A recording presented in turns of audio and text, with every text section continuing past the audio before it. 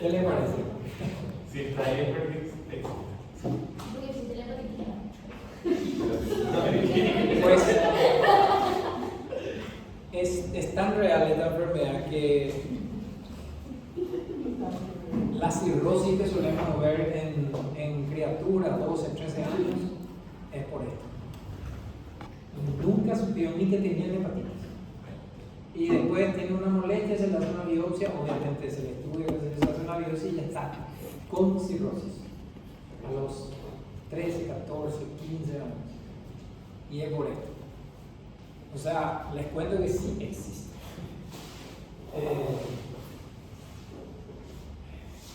Bueno, esta es una hepatitis que les reitero los conceptos.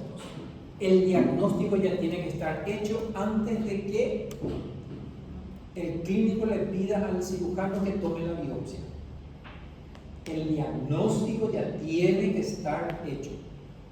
Si yo recibo una biopsia hepática para que yo le diga si es o no es hepatitis, voy a poner ahora mismo en silencio.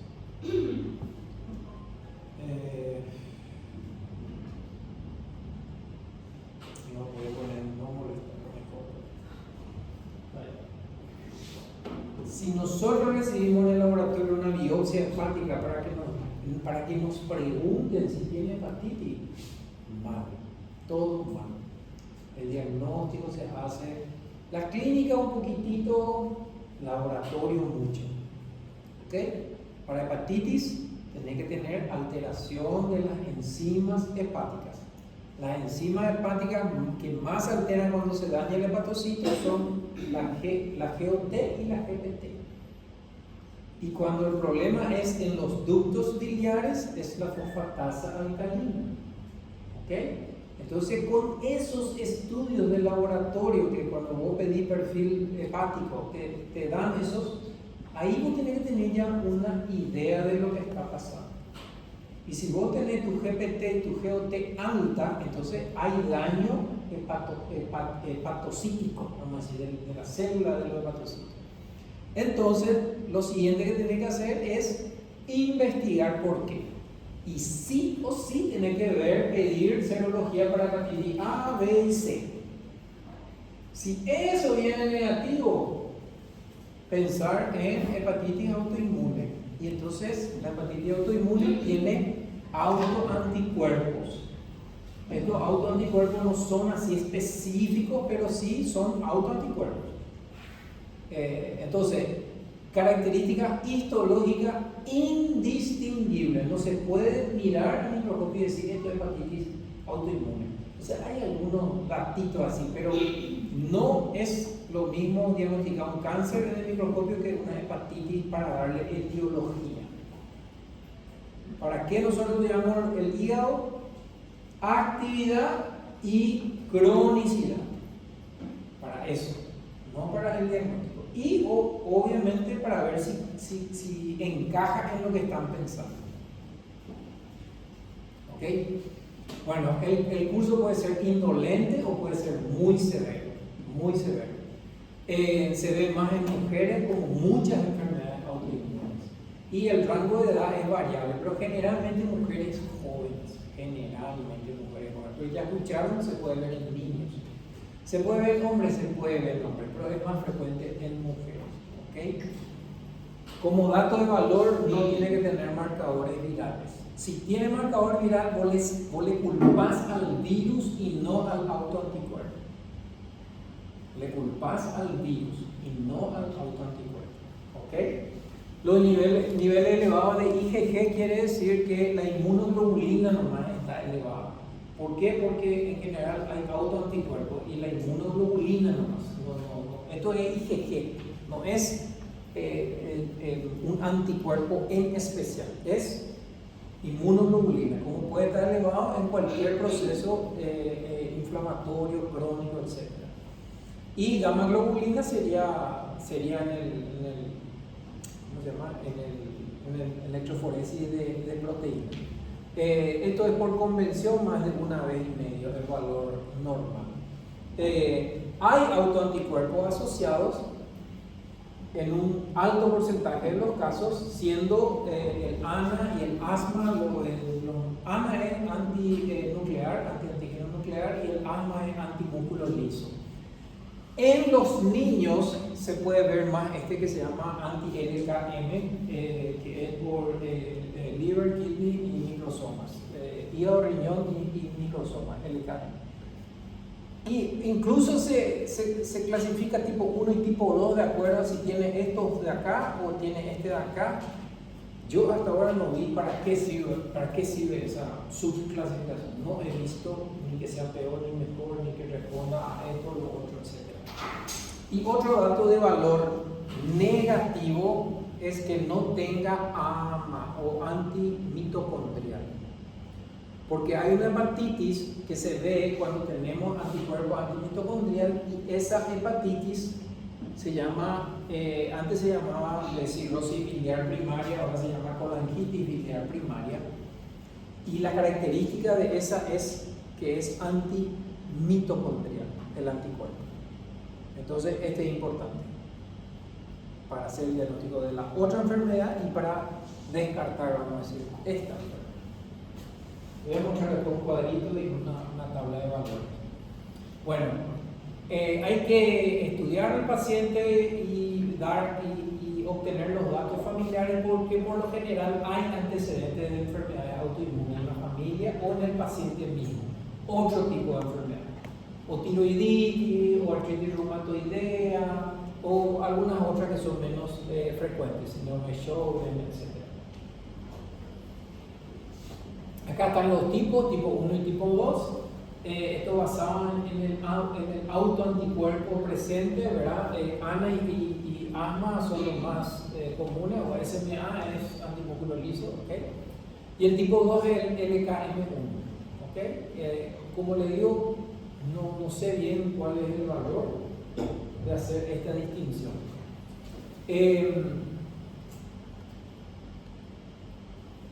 La histología, vamos a ver, hay algunos datos que pueden sugerir que sea una hepatitis autoinmune. Entre esos datos que pueden sugerir que sea una hepatitis autoinmune es, en el infiltrado inflamatorio vemos mayor cantidad, o podemos ver mayor cantidad de plasmocitos, por un lado. Por otro lado, podemos ver entre los hepatocitos se pueden disponer formando una especie de acino, ¿verdad?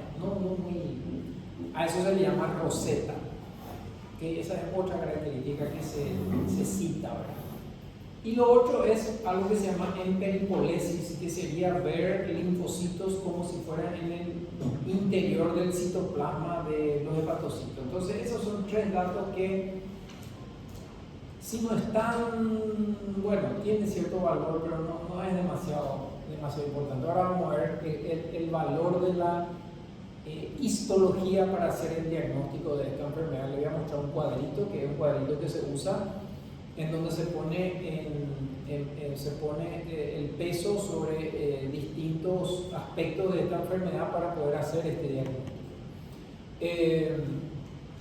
Otra de las características de esta enfermedad es que suele tener mucha inflamación en la primera biopsia, o sea, cuando el paciente no tiene ningún tipo de tratamiento y se hace la biopsia, suele tener mucha inflamación, o sea, la actividad suele ser alta, grado 3 o grado 4 de 4.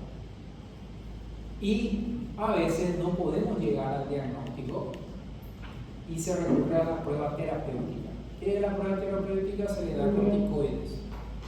Y si es este tipo de enfermedad, responde súper bien a los corticoides. Súper bien. Entonces, como que se cierra el cuadro o se cierra el círculo con eso. Bueno, este es un cuadrito. Creo que saqué del libro. Entonces se hace una especie de puntaje para ver si, por ejemplo, tenemos autoanticuerpos. Primero, si están positivos, mira, primero, si están negativos los anticuerpos, no tiene puntaje. Si están positivos el AME y el asma, entonces tiene puntaje. Y otra vez la dilución, 1 en 80, 1 en 40. 1 en 40 es demasiado bajo. Yo creo que si nos hacemos acá, todos por ahí, algunos de nosotros tenga y no tenemos ninguna enfermedad. O sea, 1 en 40 realmente no está mal. 1 en 80 todavía algunos consideran no tan bueno, pero esto es lo que está en la convención. 1 en 80 como mínimo, ¿ok? Después, la inmunoglobulina, si está aumentada la inmunoglobulina, esa es una medida medio cruda de que hay activación de los plasmocitos. La histología está acá en el tercer lugar. Si hay esos cambios típicos de hepatitis autoinmune, que es lo que les dije, si tiene plasmocitosis, si tiene la roseta o si tiene la emperipolesis, entonces 2 puntos. Y si no tiene esos cambios así muy específicos, pero tiene una hepatitis, 1 punto. 1 punto. ¿Ok? Si no parece nada una hepatitis, 0 puntos. Bueno. Y después, si hay o no hay serología viral. Si hay serología viral, no le da ningún punto. Ningún punto. Le resta, vamos a decir. No le resta, pero no le suma, ¿verdad? Bueno, y acá tienen la tabla. Definitivamente una hepatitis autoinmune, cuando sumamos, acá hay 2, 4, 6, 8. El máximo puntaje es 8. Si hacemos 7 de 8, es una hepatitis autoinmune. 7. Y si hacemos 6, es probable. Y si hacemos 5 nomás, no es. ¿Funciona? Funciona. ¿Es perfecto? No es perfecto. Después van a encontrar artículos donde dicen: estudiamos pacientes con características de hepatitis autoinmune en el que se obtuvo 5 de puntaje y después con el tiempo se vio que, no sé, que el 30% resultó ser una hepatitis autoinmune. O sea, no sirve para pillarle a todos, pero tampoco lo importante es que no le dé el diagnóstico a algo que no es. Eso es más importante, que no le dé diagnóstico a algo que no es. ¿Okay? Y ahí entramos a hablar de sensibilidad y de especificidad. Entonces vos querés que sea algo muy específico y entonces deja de ser muy sensible, ¿verdad? Porque acá está aplicado a eso que les dije, el peripolesis, las rosetas. Bueno, ¿cuándo es atípico? Cuando hay otro tipo de cambios. Y acá les quiero dar un dato que es interesante. A veces recibimos, por algún motivo, descartar hepatitis autoinmune y el paciente tiene esteatosis o estatohepatitis. Entonces, por algún motivo, el laboratorio es relativamente parecido en algunos pacientes con esteatosis, o sea, con sobrecarga de grasa en el hígado. Y es otra la etiología, ¿ok? Es otra la etiología, no tiene nada que ver. Bueno, acá una foto para ver un espacio porta, porque vemos tejido conectivo y porque si se fijan por ahí van a encontrar un ducto biliar como el que está aquí, y bueno, no veo más por ahí otro. Capaz que este también sea. Bueno, después si se fijan bien pueden encontrar plasmocitos como ese que está ahí. Y si le miran, capaz que haya más plasmocitos allá, veo otro. La mayoría son linfocitos, no es que todos son plasmocitos, pero empiezan a haber plasmocitos. Después, por lo que vimos la otra vez en la clase, este es el espacio porta, esto es el lobulillo, le decimos, ¿verdad? El parénquima. Y quiero que vean que la inflamación pasó ya al parénquima, ¿ok? Ya no está contenido en el espacio porta. A eso nosotros le decíamos actividad, ¿de acuerdo? Entonces decimos hepatitis crónica y dependiendo de cuánto de esto hay, este ha de ser moderadamente activo, ¿okay? Y después tenemos que mirar el tricrónico para ver la fibrosis. Bueno, acá entonces una hepatitis, o sea, un infiltrado inflamatorio crónico en el espacio porta que pasa al parénquima hepático. Acá tenemos un par de fotos. Esto es una roseta. A esto es a lo que me refiero, una formación así como un asilo parece, pero es de hepatocitos. ¿Ok? Y las flechas están mostrando núcleos de linfocitos que parece que están dentro del citoplasma. Eso se llama emperipolesis. ¿Ok? Eso se llama emperipolesis. Y allá tienen otra foto en donde se puede ver una roseta y los núcleos de los linfocitos en el espesor, parece, del hepatocito. Después se ve un infiltrado que afecta al resto del parénquima y de repente se pueden ver plasmocitos por ahí.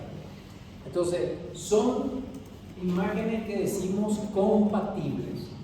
No decimos te pongo la firma y decimos es compatible. Necesitamos la comprobación del laboratorio. Y muchas veces no tenemos ningún solo dato, entonces no podemos decir el diagnóstico, no podemos poner el diagnóstico. Bueno, esto es con tricrónico. Y con tricrónico estamos mostrando 4 estadios de fibrosis, desde el más simple que dice F1 allá arriba a la izquierda, en donde se ve un espacio porta que es un poco más ancho de lo normal. El F2, el espacio porta ya tiene un contorno irregular, ya empiezan a salir un poco, hay como unos rayos de tejido fibroso que salen.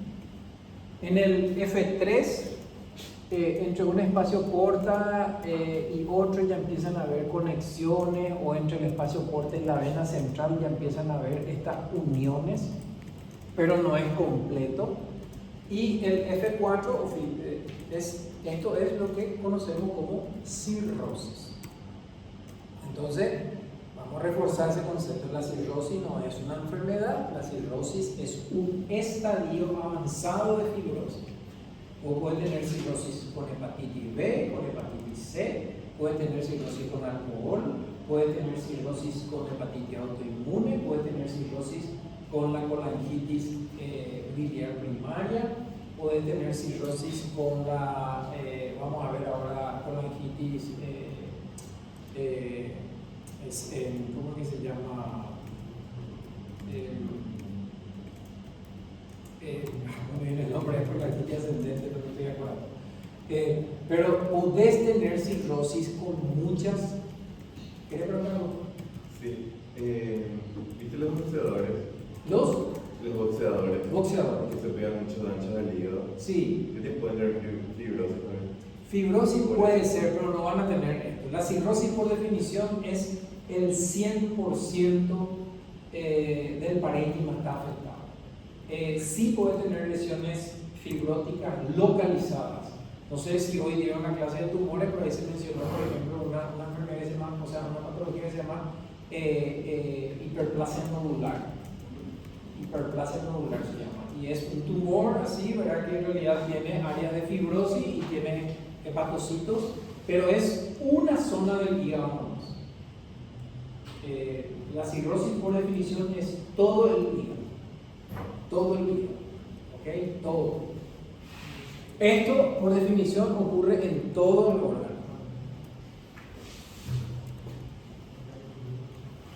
Bueno, entonces, el cuadro clínico puede ser como una hepatitis aguda, como mencionamos en la clase anterior, ¿verdad? Como la clínica de la hepatitis aguda, en un porcentaje importante de los casos. ¿Cuál era una de las hepatitis que casi no tiene cuadro agudo? ¿Se acuerdan? Una hepatitis viral que no suele tener un cuadro clínico evidente. La C, muy bien. Puede tener presentación fulminante con encefalopatía hepática, eso es por necrosis ya en este caso hepática. Y hay un subgrupo que tiene una afectación de los ductos biliares, y esto se superpone un poco con la otra enfermedad que vamos a ver dentro de un ratito, que es la colangitis biliar primaria, que Se le llamaba hasta no hace mucho cirrosis biliar primaria. Le voy a explicar ahora. Bueno, es una patología que puede producir la muerte. Fíjense, hasta 40% puede morir relativamente rápido y al menos 40% desarrollan cirrosis. Entonces, es una patología a tener en cuenta como productora de un estadio de cirrosis.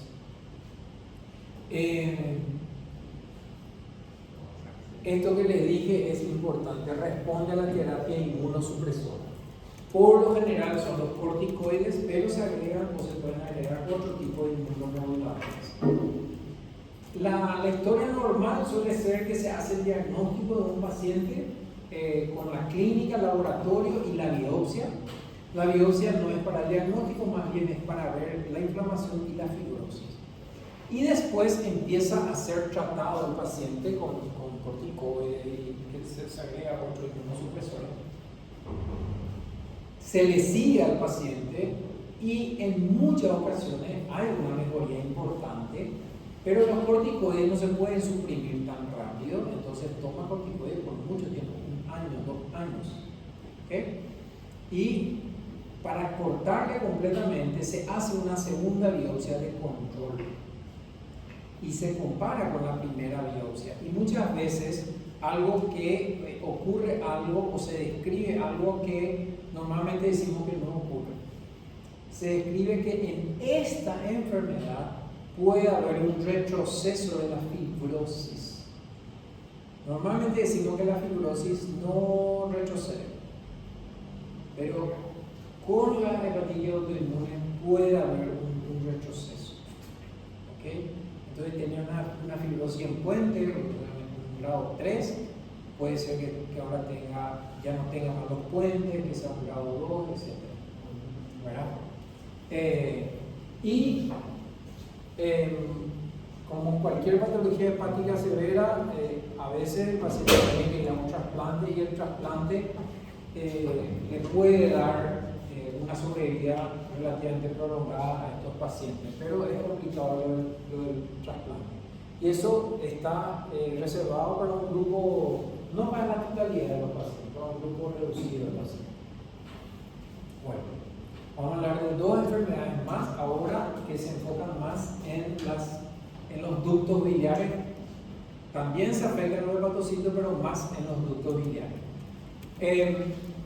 Por mucho tiempo yo hasta ahora sigo diciendo cirrosis biliar primaria, es el término que usamos, y por suerte para no cambiar, o a propósito para no cambiar la sigla, porque vos lees un libro y te dice cirrosis biliar primaria y después te ponen CBP nomás. Y para no cambiarse antes la sigla, colangitis biliar primaria es el término actual, sigue siendo CBP, ¿verdad? Pero es más correcto colangitis. Porque teníamos que explicar muchas veces que la cirrosis biliar primaria es el nombre de la enfermedad y no quiere decir que ya tenga cirrosis el paciente, ¿entienden? Entonces, como teníamos que explicar eso, es más correcto decir colangitis biliar primaria, porque eso es lo real. Hay un daño de los ductos biliares que puede terminar en cirrosis. Pero antes, les reitero, teníamos que decir, este paciente tiene cirrosis biliar primaria y está en estadio 2 de 4. O sea, no tiene cirrosis, pero es cirrosis biliar primaria. Entonces era muy complicado. Para alguien que no conoce, que escuchó por primera vez, qué sé yo. Bueno, esta es una enfermedad colestásica, o sea, vamos a tener incremento de la bilirrubina. Es crónica, es progresiva y la caracterización es que se destruyen los ductos biliares intrahepáticos. Intrahepáticos. Para hacer una distinción de los ductos biliares extrahepáticos. ¿Ok? Entonces, no estamos hablando de vías biliares extrahepáticas, es intrahepático. Hay una inflamación portal como cualquier otra hepatitis, hay fibrosis como cualquier otra hepatitis, pero la peculiaridad es que los ductos son los que están atacados y así como es fácil decir, no es tan fácil de ver. No es tan fácil de ver. Y eventualmente se puede llegar a la cirrosis. Se ve más en mujeres que en varones. Es una enfermedad autoinmune. Mujeres de edad media, como verán, 40, 50 años. Importante la sintomatología, tiene mucho prurito. Antes que ponerse amarillo el paciente o la paciente, da demasiada comezón en la piel. Eso es porque los ácidos biliares se acumulan y dan esa comezón. Es tan importante que se lastiman toda la piel, etc. ¿Okay? Y algunos dicen que es terrible, que es terrible, que no puedes estar, que no te calma con nada, en fin. La ictericia viene después. Entonces, aprendan otras cosas que no parecen tan intuitivas, que cuando tenés una obstrucción de ductos biliares te da prurito y no te da ictericia. No es tan lógico, parece, pero es así. Hay hepatomegalia, hay hipercolesterolemia. ¿Por qué? Porque el colesterol se elimina por la bilis. ¿Ok? El colesterol se elimina por la bilis. Y si está obstruido eso, entonces hay retención o aumento del colesterol. Incluso puede desarrollar xantoma o santelama, que son estas acumulaciones de colesterol dentro de los macrófagos que se encuentran en la piel, en la zona alrededor de los ojos, etc. Tener eso no quiere decir que tener esta enfermedad, por si se preguntan, por si ya están pensando en alguna persona que tiene, porque es más común. Bueno, esteatorrea, porque si no hay bilis no hay absorción de grasa, y si no hay absorción de grasa, la grasa sale con la materia fecal, y eso quiere decir esteatorrea, presencia de grasa en la materia fecal. Y mala absorción de las vitaminas que son solubles, liposolubles. Recuerden la A, la D, la E y la K. Esas son las vitaminas liposolubles. Bueno, puede ser asintomático y entonces una persona tiene ya esta patología, pero se va a manifestar tarde y se va a manifestar probablemente ya con mucha fibrosis. En el laboratorio es importante. La fosfatasa alcalina es una enzima que se deriva del epitelio de los ductos biliares, por lo tanto, si hay daño en los ductos biliares, la fosfatasa alcalina pasa a la sangre. Y por eso es que es importante mirar tu fosfatasa alcalina y tu GPT y tu GOT. Si hay daño hepatocito, va a haber alteración GPT-GOT. Pero en este caso está más alterada la fosfatasa que la GPT y la GOT. Y en la hepatitis suele ser al revés, está más la hepatitis viral, qué sé yo, ¿verdad? Bueno, hay aumento del colesterol y el anticuerpo que dijimos que es fundamental para hacer el diagnóstico de la enfermedad es el AMA, antimitocondrial. Más del 90%, lastimosamente no es 100%, y se habla de un pequeño grupito que tiene todo, pero que no tiene el anticuerpo.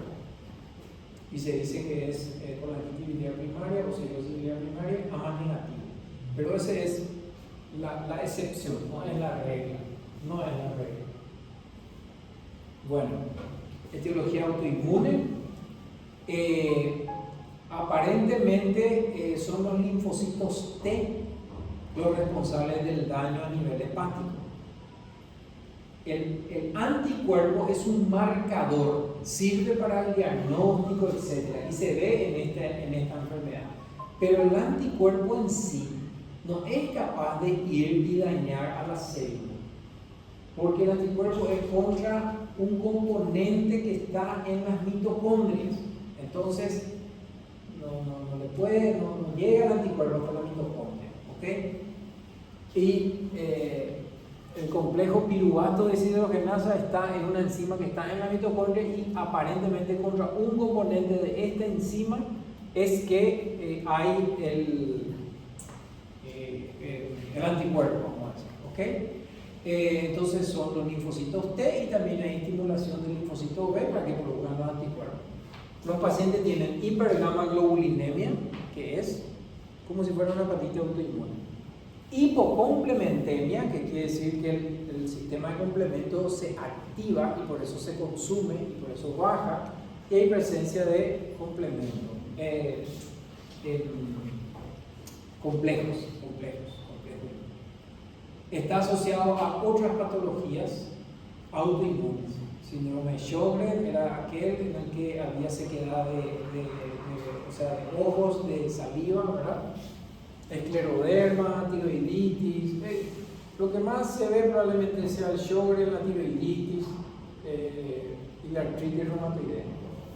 Bueno, hay otra patología autoinmune entonces asociada.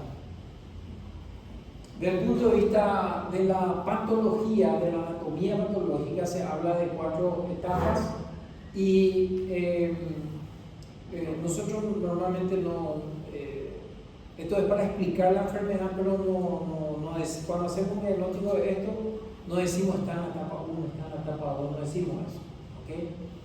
Decimos hepatitis colestásica como diagnóstico.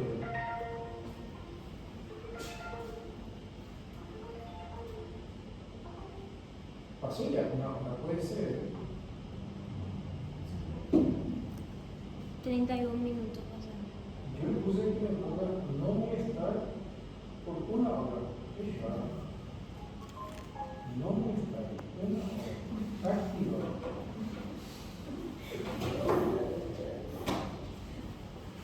Bueno. Entonces, esta sería la secuencia que se puede evaluar en los cortes histológicos,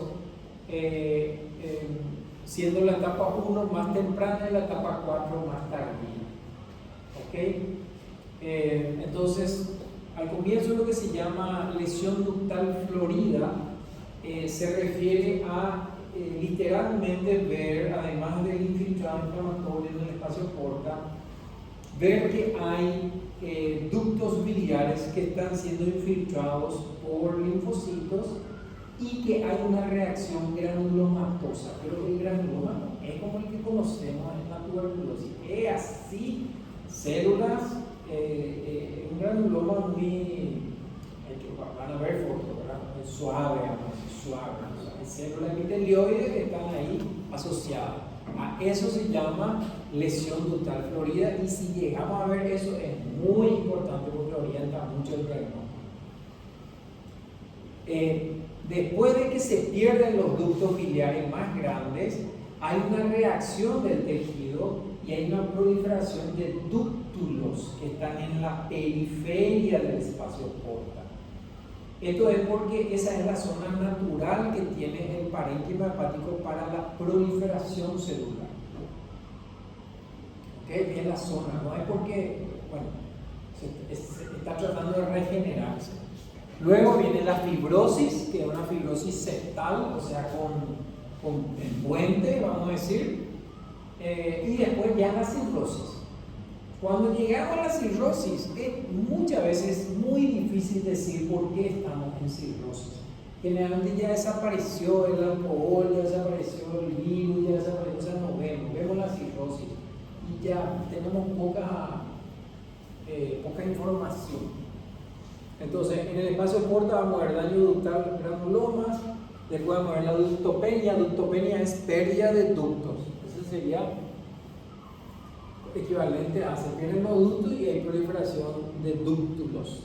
¿Ok? Bueno, ¿qué pasa en el parénquima hepático? Vamos a tener los hepatocitos, vamos a tener la lesión en la periferia de los ductos, vamos a tener lesión de los hepatocitos, vamos a tener colestasis. Vamos a ver literalmente que la bilis se está empezando a acumular. La bilis se acumula del centro hacia el espacio porta. Se puede acumular en el citoplasma primero, después en los canalículos biliares, que sería entre un hepatocito y otro, y un canalículo biliar. Después se puede ver ya la bilis quizás en los ductos o dúctulos biliares. Vamos a ver un cambio que se llama degeneración plumosa, el término, así la traducción literal, degeneración plumosa, que es un edema que ocurre en el hepatocito porque hay acumulación de sales biliares. Se ve en las colestasis, ¿ok? Y eventualmente podemos tener un hígado con cirrosis ya en la etapa muy avanzada. ¿Cómo vamos a reconocer un hígado con cirrosis cuando hay daño en los ductos biliares? Muy fácil, se ve verde. Así como el hígado en el alcohol se ve amarillo, cuando hay colestasis se ve verde. Acá lo que quizás no podamos ver es la cirrosis, pero vemos un hígado absolutamente verde. Esta es una foto del libro y no sé si pillan que hay un ducto biliar en el centro.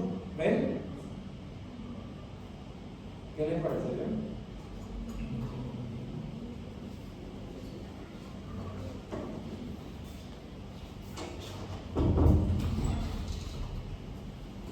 Y no sé si pillan que ese ducto biliar está siendo atacado por un granuloma. Esta parte de aquí es un granuloma. Si miran bien, hay mucho citoplasma, hay menos núcleo que en esta parte de acá. Y no sé si miran bien, la mayoría de estas células son plasmocitos. Bueno, esto es re difícil de ver. Pero si vemos, esa es la lesión ductal florida. Y si tenemos la suerte de verlo. Digo nomás para cerrar el diagnóstico, sobre todo si no tiene el anticuerpo antimitocondrial del paciente. Bueno, acá hay otra foto. Vemos un espacio porta y debería tener una coloración especial para poder ver. No sé si pueden apreciar que de repente hay acúmulos de un material un poquito más. No es bilia en realidad, pero está bien pensar en hemosiderina. Todos son parecidos, exactamente. Hay un infiltrado inflamatorio y el infiltrado inflamatorio se empieza a mezclar con los hepatocitos. Aquí los hepatocitos tienen este pigmento acá en estos hepatocitos, y la verdad, como era, es difícil ver, a veces necesitamos hacer una coloración para resaltar, pero aquí tenemos dúctulos biliares. Estos núcleos que están acá, estos que están acá ordenados así, esto es un dúctulo biliar. La diferencia con el ducto biliar está dentro del espacio portal, el dúctulo está en la periferia. El dúctulo está en la periferia, no tiene luz, o sea, tiene luz, pero no se ve. Parece más dos hileras de. Acá hay una pequeña luz, acá sí se ve una luz, pero normalmente no se ve. Y otra característica es que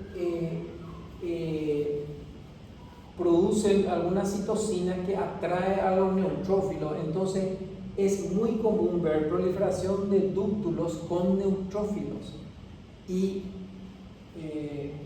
uno quiere llamarle colangitis a eso, colangitis, porque ve los neutrófilos, pero en realidad no es no lo están atacando. Bueno, entonces, hepatitis autoinmune, cirrosis o colangitis biliar primaria, y ahora colangitis primaria esclerosante. Colangitis primaria esclerosante. Esta patología afecta ductos biliares. Ya le voy a decir rápidamente las diferencias. Los ductos biliares son extrahepáticos, no intrahepáticos como la colangitis biliar primaria. Afecta más a hombres que a mujeres. Esa es otra diferencia importante, porque casi siempre más mujeres para las autoinmunes. Y después hay una asociación muy peculiar con la colitis ulcerosa. Con la colitis ulcerosa, la que nos da diarrea, la que empieza en el recto y puede ser solo recto, o puede ser todo el colon, qué sé yo. Esas son tres cosas peculiares de esta enfermedad. La otra cosa es que se hace el diagnóstico por imágenes. El radiólogo hace el diagnóstico, o debería hacer el diagnóstico. Y la biopsia se hace si se hace. ¿Para qué? Para ver cuánta inflamación y cuánta fibrosis. Bueno, colangitis primaria esclerosante.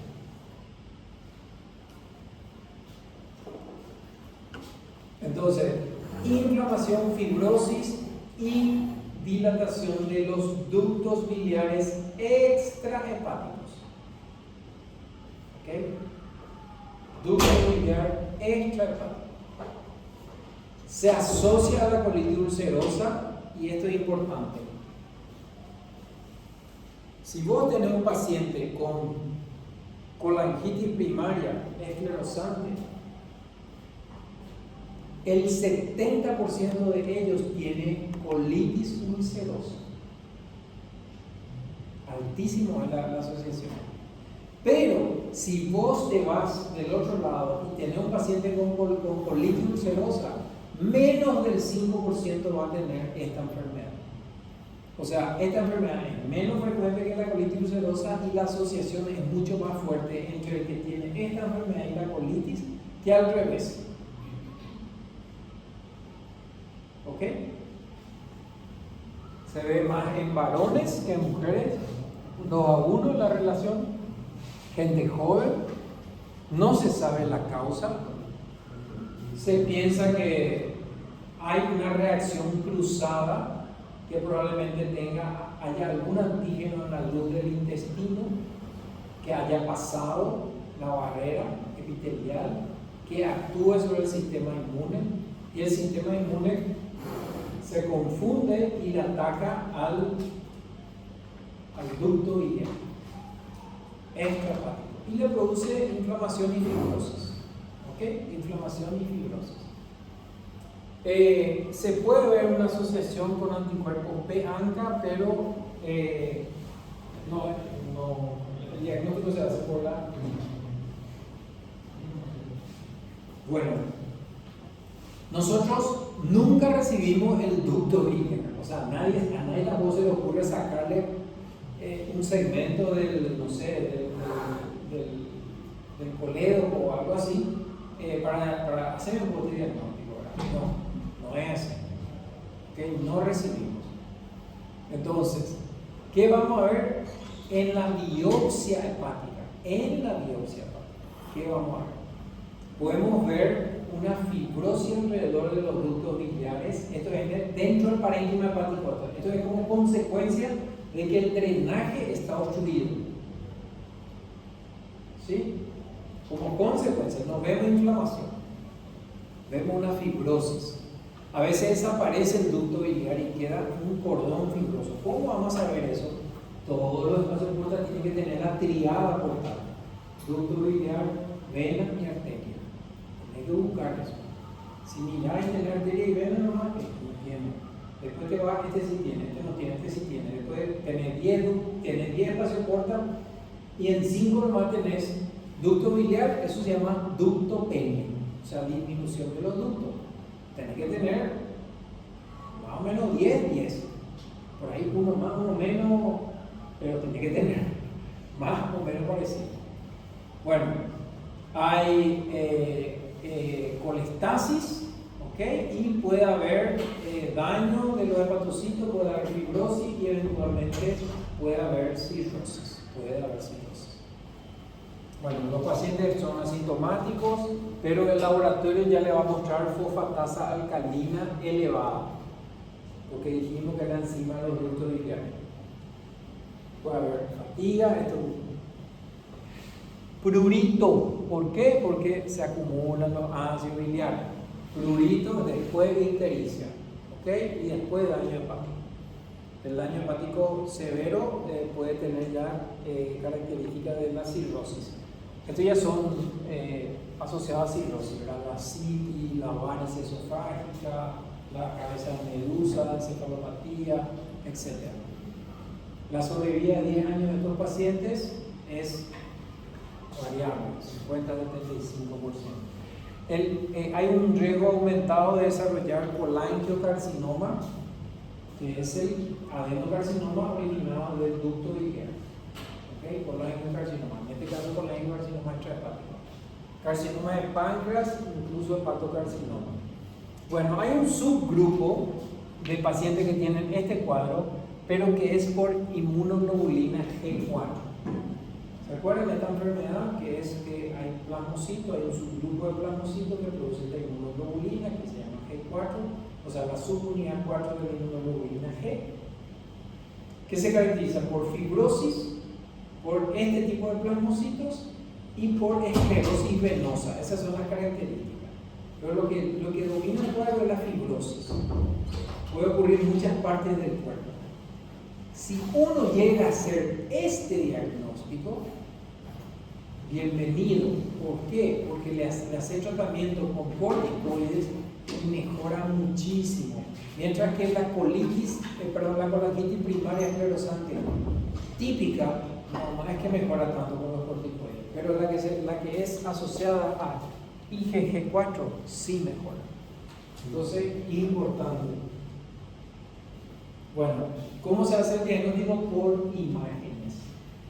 Esta es una imagen negativa en la que se hace una endoscopía, se llega hasta el duodeno, se introduce una cánula en la ampolla de váter, o sea, en la ampolla, y se inyecta una sustancia que es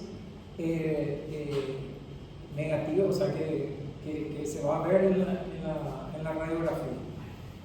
En este caso estamos viendo una imagen negativa, o sea, lo oscuro sería radio opaco. ¿Bien? Normalmente puede ser blanco.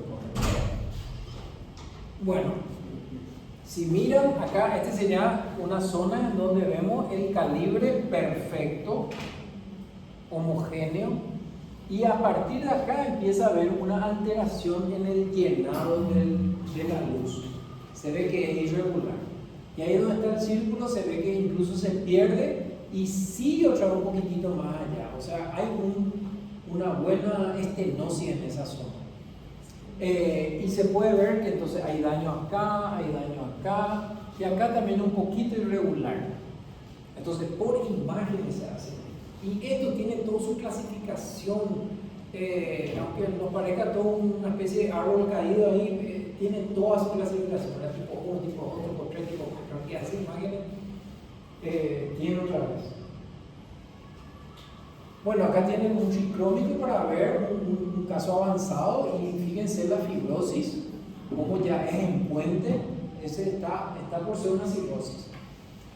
Bueno, lo otro que les quiero mostrar en esta foto es, este es un ducto biliar y la fibrosis que se produce en esta patología parece alrededor del ducto biliar. No sé si ven que hay como un círculo, parece alrededor de ese ducto biliar. Así se ve la fibrosis, sería la manifestación de lo que está ocurriendo fuera del hígado realmente, pero como que aumenta la presión o algo así y hace eso. Vamos a ver ahora el HIE. Miren, acá tienen HIE, ahí tienen el ducto y como hay una fibrosis como alrededor del ducto, llamativo así. Con el tiempo incluso se puede perder el epitelio y después se cierra esta luz y nos quedamos con el cordón fibroso nomás, que decían, en alguna parte decían, nos quedamos con un cordón fibroso nomás. ¿Okay? Y obviamente si vos no tenés esto, va a tener colestasis afuera, o sea, en el parénquima.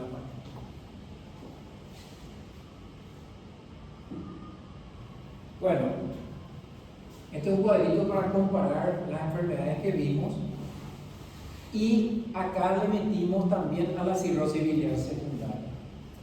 ¿Qué es la cirrosis biliar secundaria? Es la cirrosis, porque hoy estudiamos colangitis biliar primaria, que se le llamaba antes cirrosis biliar primaria, ¿verdad? Es cuando la causa es vamos a decir, inmune. La secundaria, la etiología es cuando hay una causa secundaria de obstrucción de los ductos biliares. Cáncer en la cabeza del páncreas. El colédoco pasa por el páncreas y ahí está cerrado y produce una obstrucción crónica y eso puede producir cirrosis biliar secundaria.